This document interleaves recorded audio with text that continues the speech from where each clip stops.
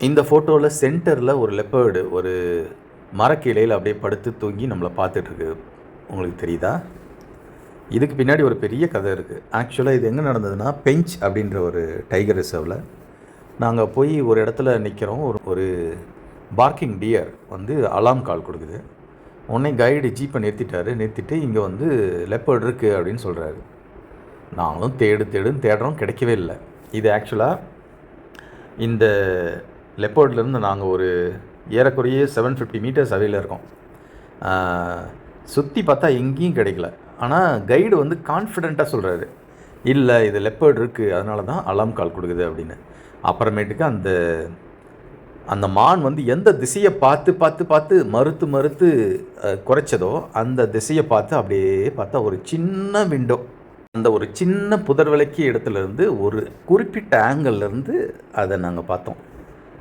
கொஞ்ச நேரம் அப்படியே தூங்கிட்டே இருந்துச்சு அந்த பக்கம் தலையை வச்சு. அப்புறமேட்டுக்கு கொஞ்சம் நேரம் கழித்து தலையை கொஞ்சம் நிமித்தி பார்த்தது. அதை தான் நீங்கள் இப்போ பார்க்குறீங்க. காடில் போகும்போது சம்டைம்ஸ் நமக்கு புலி கிடைக்கல, சிங்கம் கிடைக்கல அப்படின்னு சொல்லிட்டு வருவோம். ஆனால் அதில் வெளியே வரும்போது எழுதி போட்டிருப்பாங்க, உங்களால் எங்களை பார்க்க முடியலன்னு கவலைப்படாதீங்க, நாங்கள் உங்களை ஏற்கனவே பார்த்துட்டோம் அப்படின்னு. இதெல்லாம் ஒரு த்ரில்லிங்கான அனுபவம். நம்ம ஃபாரஸ்ட்டில் போய் அனிமல்ஸை ஸ்பாட் பண்ணுறப்ப நமக்கு இதெல்லாம் கிடைக்கும். Hope you enjoy this picture. இன்னொரு அனுபவத்தோடு உங்களை சந்திக்கிறோம். நன்றி.